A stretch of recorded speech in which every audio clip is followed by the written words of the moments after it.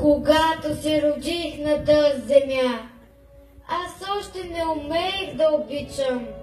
Научих се и после осъзнах онази свята обич, безгранична.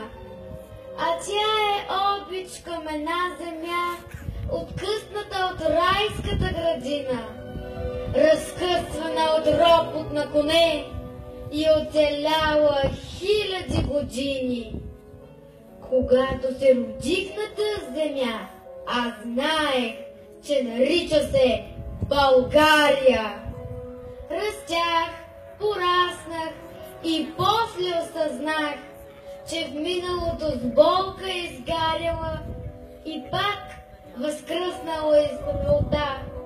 Изгаря и до днес във вечен пламък, остава да се мери с вечността, защото изградена е от камък.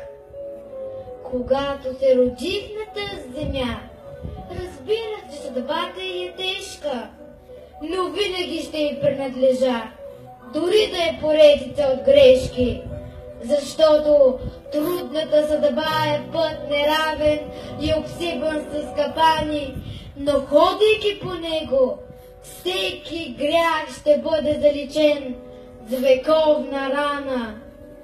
Когато се родих на тази земя, аз знаех, че за нея ще се боря, че съм пред сблъсък със света и че живея пред завой. Но този сблъсък ще роди искрата, която пътят ни ще озари. Той може да е дълъг или кратък, но трябва все нагоре да върви. О Боже, опази от зло България, от робски мрак и майчини сълзи, от земетръс, порой и пожари, от блясък на предателски ками. Пази на рила езерата, Боже, на добрата златна песента, на казанлъка розовото ложе, в Родопи на Орфей любовта. С усни, Боже, Тракия целувай, камбаните и нашите писмена, а после синята мечта на Дунав и шипченските орлови гнезда.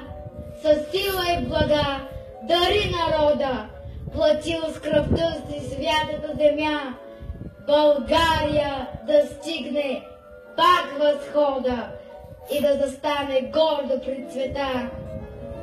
Българио, обичам те синовно, гори в мене любороден плам, ще пазя всичко българско достойно и няма никога да те предам.